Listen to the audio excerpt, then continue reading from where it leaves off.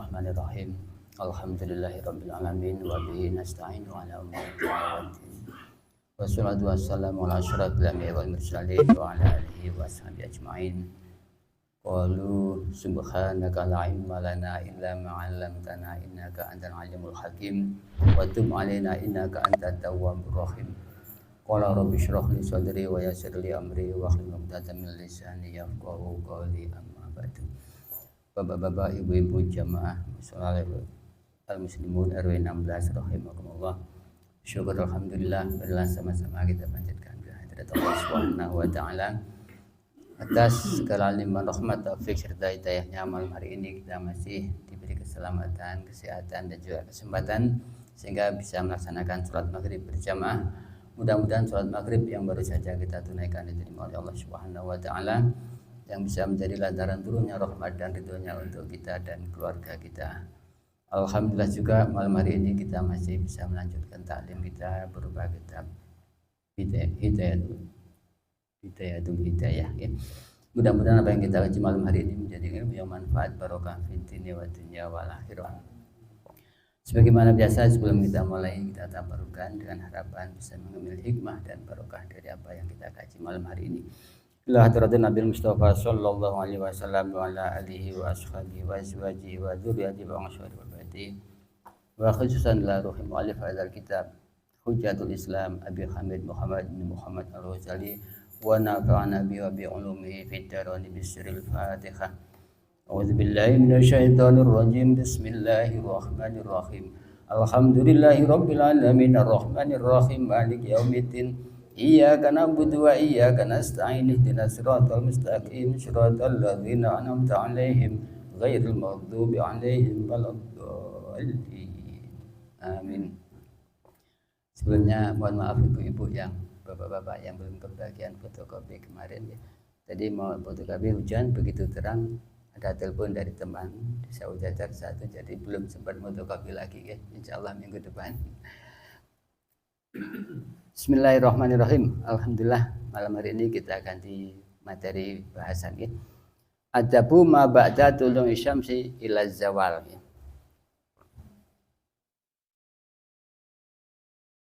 Nggih, bener nggih. Kemarin sudah sampai ada 10 zikir yang sangat baik sekali ma'thur dari Rasulullah yang dikutip dari kitab Ihya Ulumuddin ya. Barang siapa yang membaca 10 zikir itu masing-masing 10 kali minimal, maka itu lebih baik daripada memerdekakan 8 orang budak ya. Antara lain kemarin itu la ilaha illallah la wahdahu la syarikalah lahul mulku wa lahul hamdu yuhyi wa yumiitu hayyul la yamutu biyadil khair sampai bismillahil la yadurru ma ismihi syai'un fil ardi wala fis sama wa huwas samiul alim ya. Dan hendaknya setelah membaca itu jangan menyibukkan kecuali yang ada hubungannya dengan hal-hal keagamaan sampai terbit matahari. Baru setelah itu kita silakan beraktivitas. Inilah lanjutannya dari materi tersebut. Bismillahirrahmanirrahim.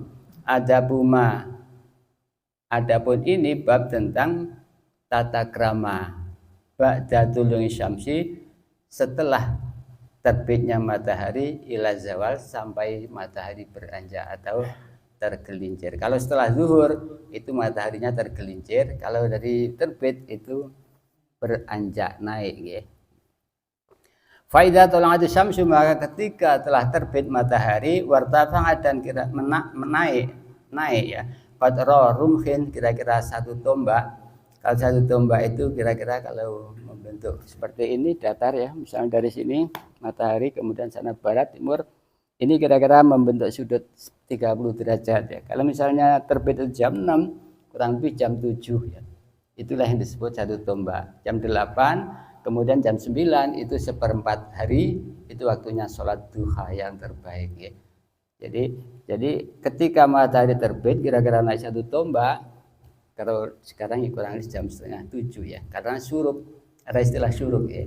Syuruk itu terbitnya matahari, sholatnya disebut sholat isyraq ya. Jadi ini nanti bab tentang sholat sunnah sebelum sholat duha insyaallah ya. Jadi qadra rumhin kurang lebih atau kira-kira 1 tombak, fasolli maka sholatlah ini 2 rakaat. Wadzalika adapun ini sholat inda zawali waktil karohati ketika hilangnya waktu karohah, waktu yang dimakruhkan. Kita tahu setelah sholat subuh tidak ada sholat sunnah ya. Nah, itu yang dinamakan sholat karohah atau sholat makruhah. Tapi ada yang mengatakan itu haram. Masalah ini tidak perlu diperdebatkan ya. Karena makruh itu ada macam 2, makruh tanzih, makruh tahrim. Tanzih itu yang masih ada toleransi, masih bisa ditoleransi, nggak sampai jatuh haram. Tapi kalau makruh tahrim itu makruh yang mendekati haram, makanya sebaiknya ditinggalkan ya. Makanya ada yang mengatakan sholat sesudah sholat fardu subuh itu haram ya. Tapi dalam hal ini Imam Al-Ghazali menyebutkan karohah atau makruhah. Nah, tapi makruhnya ini condong ke haram, makruh tahrim ya. Kalau tanzih itu masih bisa ditoleransi. Misalnya bapak-bapak yang hobi merokok ya, itu makruh, tapi masih makruhnya itu tanzih, belum sampai jatuh haram ya. Tapi kalau narkoba itu jelas haram ya. Sama-sama ngisep ya. Jadi ini bedanya gitu. Jadi sekali lagi setelah sholat subuh, sholat fardu maksudnya tidak ada sholat sunnah ya. Jadi inda zawali waktil karohati ketika hilangnya waktu sholat yang dimakruhkan, waktu sholat yang makruh li sholati untuk melakukan sholat. Fa'inah karena sesungguhnya sholat sudah subuh, sudah fardu subuh, makruhatun itu dimakruhkan ya. Nah, di sini condong ke makruh, tapi makruhnya makruh condong ke tahrim ya. Tidak makruh tanzih lagi. Mimba di faridati sholati subuhi setelah fardu sholat subuh ilal irtifai sampai tadi ya naiknya matahari. Faida adha maka ketika telah terang benderang itu sekitar an-naharu apa hari wa madu dan telah lewat minhu dari hari, maksudnya koribun yang dalam waktu yang sebentar, min rubu'ihi dari seperempatnya hari. Seperempatnya hari itu kalau tadi jam 6 misalnya terbit, jam 12 itu tengah hari, maka seperempatnya itu ada di pukul 9 ya. Jadi di pukul 9. Minhu koribun ketika sudah dekat atau menjelang ya, min rubu'ihi dari seperempatnya hari, fasolli maka sholatlah sholat duha berupa sholat sunat duha ya. Jadi sholat duha idealnya itu tepat jam 9. Tapi sebelum itu ketika monggo Ibu.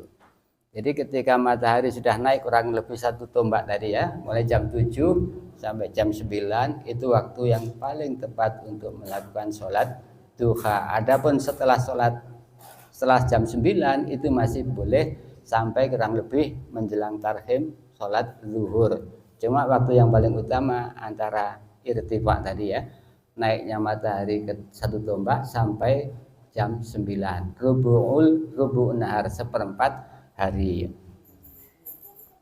Faidah adha maka ketika sudah terang an-naharu hari wa mata dan telah lewat minhu dari hari siang itu qaribun mendekati min rubu'ihi dari seperempatnya hari. Fasolli maka sholatah sholat duha berupa sholat duha. Arba'an silahkan kalau yang 4 rakaat, au sitan atau 6 rakaat, au samanian atau 8 rakaat. Walaupun misalnya batas minimalnya 2 rakaat, monggo daripada tidak sholat sama sekali. Cuma yang umum sholat duha itu 4 rakaat, maksimal 8 rakaat ya. Masna dengan 2 rakaat. Fakot nukilat maka sungguh telah dinukil hadhil a'dadu bilangan sholat ini, sholat duha ini kuluha keseluruhannya sholat an Rasulullah sallallahu alaihi wasallam dari hadis Rasulullah sallallahu alaihi wasallam. Ini hadisnya sudah sahih karena dinukil langsung dari Rasulullah sallallahu alaihi wasallam. Wa sholatu adapun sholat khairun yang lebih utama kuluha keseluruhannya sholat faman sya'a maksudnya 8 rakaat tadi faman syaa barang siapa yang menghendaki falyastaksir maka silahkan berbanyak, maksudnya sampai batas maksimalnya ya. Wa man syaa falyastaklil, kalau kita menghendaki yang sedikit monggo ya, batas minimalnya 2 rakaat daripada tidak sholat sama sekali ya. Faman syaa falyastaksir, kalau ingin menghendaki yang lebih baik silakan diperbanyak. Wa man syaa falyastaklil, tetapi kalau tidak, daripada tidak sama sekali silakan batas minimalnya sedikitnya ya, yaitu 2 rakaat. Falaisa maka tidak ada ba'da tulungi sesudah terbit wa zawali dan beranjaknya matahari rotibatun sholat rawatib. Jadi karena tidak ada sholat sesudah matahari terbit sampai beranjak tadi, illa hadhihi sholawati, kecuali sholat-sholat ini. Fama fadula, maka adapun yang lebih utama atau kelebihannya minha dari sholat, min auqatika dari waktu-waktumu, falaka fihi, maka bagimu fihi di dalam hari, di dalam waktu, arba'u halatin, ada beberapa, dalam hal ini arba'u halatin ada 4 hal atau 4 hal yang harus kita kerjakan. Jadi 4 hal ini hendaknya kita perhatikan, terutama kita yang sudah purna tugas ini, tidak punya kesibukan, ini sangat perlu sekali 4 hal ini untuk mengisi waktu-waktu sesudah matahari terbit sampai matahari beranjak ya. Halatin arba'u halatin ada 4 hal, 4 perbuatan yang sangat dianjurkan. Al-khalatul ula, hal yang pertama, wahiyya adapun hal al-afdal yang paling utama, antasrifahu, hendaknya mempergunakan engkau pada waktu fi thalabil ilmi, di dalam menuntut ilmu an-nafi'i yang bermanfaat, dunal fuduli, bukan ilmu fudul ya. Jadi yang pertama hendaknya kita gunakan untuk mengisi waktu tersebut dengan thalabul ilmi an-nafi', menuntut ilmu yang manfaat, bukan ilmu fudul. Ilmu fudul itu ilmu yang sifatnya mubah dicari ya. Tapi kalau ilmu-ilmu yang ada hubungannya dengan keimanan, dengan ibadah kita, terutama dengan bekal akhirat kita, itulah yang disebut ilmu hal atau ilmu yang diwajibkan untuk mendapatkannya. Alladzi akabban nas, ilmu fudul tadi, alladzi yang akabban nas, berlomba-lomba manusia untuk mencarinya ya. Jadi alaihi atas fudul, wasamuhu dan memberi nama nashu pada ilmu, ilman ilmu pengetahuan. Ini sekarang ini kita condong ke itu ya, lebih banyak mengutamakan ilmu-ilmu duniawi dibanding ilmu ukhrawi. Tapi ya tidak apa-apa, yang jelas tergantung dari niatnya juga. Kalau niatnya untuk bekal akhirat kita, monggo ya. Tapi intinya jangan sampai melupakan ilmu nafi'nya, ilmu yang ada gunanya untuk kehidupan kita di dunia dan di akhirat ya. Itu yang pertama. Mayazidu yang ilmu an-nafi', adapun ilmu an-nafi', ilmu yang bermanfaat dalam hal ini, mayazidu ilmu yang bisa menambah fi khaufika, di dalam ketakutanmu, di dalam kekhawatiranmu, menambah takut kita minallahi dari Allah Ta'ala, maksudnya lebih mendekatkan diri kepada Allah dan lebih membuat kita takut kalau kita melanggar larangan-larangannya Allah ya. Wa yazid, dan bisa menambah fi basiratika, di dalam mata batinmu, bi uyubi nafsika, di dalam mengetahui aib-aib dirimu sendiri. Jadi ilmu yang bisa menunjukkan aib cacat kita, cacat jiwa kita, cacat batin kita, ini termasuk ilmu yang nafi', yang sangat dianjurkan. Dengan begitu kita akan tahu, istilahnya lebih baik mengoreksi diri sendiri dan sebelum mengoreksi orang lain. Di dalam hadis itu ada yang mengatakan, man arafa nafsahu arafa rabbah. Barang siapa yang mengerti dirinya sendiri, maka dia mengenal Allah. Barang siapa yang mengenal dirinya, dia akan mengenal Allah. Man arafa nafsahu arafa rabbah. dengan kita mengetahui diri kita itu siapa, kita itu masih banyak kekurangan dalam hati kita, itu masih banyak sekali hal-hal yang perlu kita koreksi. Dengan begitu kita akan lebih dekat dengan Allah, dengan begitu kita akan lebih mengenal Allah. Dialah yang lebih segala-galanya, sementara kita penuh dengan kekurangannya. Jadi ilmu yang manfaat antara lain ini yang menambah ketakwaan kita kepada Allah dan membuat kita takut untuk maksiat, wa yazidu fi basiratika, dan menambah mata batin kita bi uyubi nafsika, untuk mengetahui kekurangan-kekurangan jiwa kita, wa yazidu, dan lebih menambah fi ma'rifatika, di dalam pengetahuanmu, bi ibadati rabbika, di dalam beribadah kepada Tuhanmu. Jadi itu yang disebut dengan ilmu nafi, yaitu yang bisa menambah ma'rifat kita di dalam ibadah kita. Sebenarnya ibadah itu untuk apa ya? Ibadah itu tidak lain kebutuhan, bukan kewajiban. Karena dengan ibadah itulah yang bisa menyelamatkan kita nanti ya. Jadi bukan lagi sebagai kewajiban, melainkan sebagai kebutuhan ya.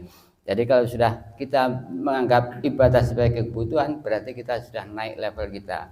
Bukan ibadah lagi, tetapi ubudiyah ya. Kalau ibadah itu masih mengharap pahala, takut karena siksa. Tapi kalau ubudiyah itu sudah pasrah apa kata Allah ya. Yang penting kita melaksanakan perintah, menjauhi larangan. Itu level ubudiyah. Jadi kalau ubudiyah itu sudah tidak begitu mementingkan pahala atau takut neraka. Yang penting memang aku harus seperti ini sebagai hamba Allah ya. Wa ma khalaqtul jinna wal insa illa liya'budun. Tidaklah aku ciptakan jin dan manusia kecuali untuk beribadah. Jadi memang itulah kebutuhan manusia untuk beribadah, bukan kewajiban lagi. Kalau kita sudah bisa menganggap ibadah sebagai kebutuhan, berarti level kita sudah naik ya. Bukan level abid atau ibadah sebagai hamba, tapi sebagai ubudiyah lagi levelnya ya. Jadi sudah di atas lagi. Kalau selama ini mungkin kita masih level SD ya, karena masih mengharap pahala dan takut akan siksanya Allah. Insya Allah dengan mempelajari ini nanti sampai selesai, kita sudah meningkat level kita ke level ubudiyah. Jadi menganggap ibadah sebagai kebutuhan, bukan lagi sebagai kewajiban.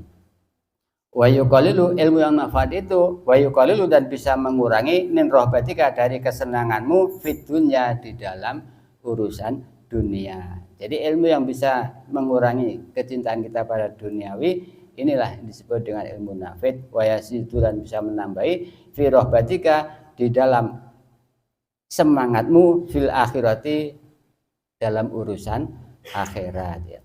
Wa yaftahu basiratika wallahu a'lam bishawab. Jadi intinya setelah tergelincirnya matahari dari syuruk, tadi sholat sunnah yang dikerjakan waktu syuruk itu disebut sholat sunnah isyraq ya. Mungkin bapak-bapak atau ibu-ibu yang belum terbiasa sekarang sudah tahu dasarnya. Kalau mau melaksanakan monggo ya. Jadi kalau sudah matahari terbit kurang lebih 1 tombak ya. Kalau jarak 1 jam dari matahari terbit itu sudah bisa melakukan sholat isyraq 2 rakaat. Niatnya usolli sunatal isyraqi lillahi ta'ala, gitu aja sudah cukup ya. Usolli sunatan isyraqi ini lillahi ta'ala gitu. Jadi yang penting dalam hati saja, aku niat sholat sunnah isyraq 2 rakaat menghadap Allah karena menghadap kiblat karena Allah, atau tidak usah menghadap kiblat enggak apa-apa, yang penting karena Allah. Karena kita sholat itu berdiri itu sudah langsung otomatis menghadap kiblat ya. Jadi itu yang pertama yang hendaknya dikerjakan sesudah melakukan sholat tadi, mengisi waktu dengan menuntut ilmu yang nafi ya. Ilmu nafi tadi ilmu yang bisa menjauhkan kita, lebih membuat takut kita kepada Allah, dan menambah mata batin kita itu lebih tahu kekurangan-kekurangan kita, dan bisa menambah semangat kita untuk mengejar akhirat, lebih mengurangi kecintaan kita pada duniawi, tetapi lebih menambah semangat kita untuk memikirkan akhirat ya. Wa yazidu fi rohbatika fil akhirah, menambah semangat kita akan akhirat. Wa yaftahu basiratika bi afati amalika wallahu a'lam bishawab. Monggo kita bacaan wudu kita ya, yang supaya tidak lali, tidak lupa ya. Oke. Kemarin sudah membasuh tangan sebelum wudu sudah ya. Kemudian sekarang membasuh wajah ya. Oke. Bismillahirrahmanirrahim. Allahumma bayyid wajhi binurika yauma tubyadu wujuh wala tusawwid wajhi bi zulmatika yauma tuswaddu wujuh ya. Jadi ya Allah, buatlah berseri wajahku dengan cahayamu seperti telah kau buat berseri-seri wajah kekasihmu, dan jangan kau buat gelap atau hitam wajahku pada hari dibuat gelap orang-orang atau musuh-musuhmu ya. Yauma tuswaddu wujuh a'daik ya. Bismillahirrahmanirrahim. Allahumma bayyid wajhi binurika yauma tubyadu wujuh auliyaik kekasih-kekasihmu ya. Wala tusawwid wajhi bizulmatika yauma tuswaddu wujuh a'daik ya. Bismillahirrahmanirrahim. Sekali lagi, Allahumma bayyid wajhi binurika yauma tubyadu wujuh auliyaik wala tusawwid wajhi bizulmatika yauma tuswaddu wujuhu a'daik ya. Ya Allah, jangan kau jadikan gelap atau hitam wajahku dengan kegelapan di hari dibuat gelap musuh-musuhmu, wajah musuh-musuhmu ya. Jadi mudah-mudahan kalau kita biasakan, insya Allah lama-lama hafal sendiri ya. Monggo kita tutup dengan kafaratul majlis. Bismillahirrahmanirrahim. Subhanakallahumma wa bihamdika asyhadu an la ilaha illa anta astaghfiruka wa atubu ilaik. Allahumma inni istaudi'uka ma 'allamtanihi fardudu ilayya inda hajati ilaihi wa la tansanihi ya rabbal alamin. Assalamualaikum warahmatullahi wabarakatuh.